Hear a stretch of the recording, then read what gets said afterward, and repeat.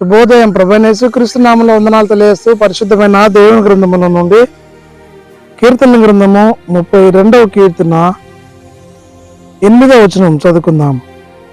నీకు ఉపదేశము చేసేదను, నీవు నడవలసిన మార్గమును నీకు బోధించదను, నీ మీద దృష్టి ఉంచి నీకు ఆలోచన చెప్పెదను.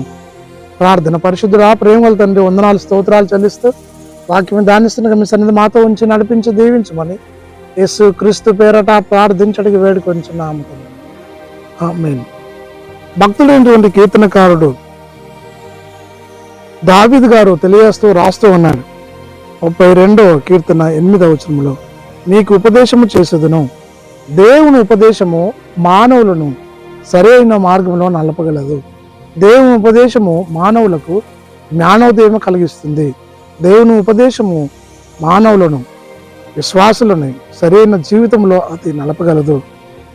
ఉపదేశము చేసేదను, నీవు నడవలసిన మార్గం నీకు బోధించదును. దైవిక మార్గంలో నడవడానికి దైవోపదేశము మానవులకు ఎంతగానో అవసరమై ఉన్నది. కాబట్టి ప్రియ సహోదరి సహోదరుడా, దేవుని చేత ఉపదేశం నొందిన వారమై చక్కని మార్గంలో నడుస్తూ దేవుని ఆశీర్వాదం పొందుకొని ఈ లోకంలో సంఘములో వర్ధిల్లినట్లు పరిశుద్ధాత్మ దేవుడు మనందరికి తోడే ఉండి నడిపించునుగాక.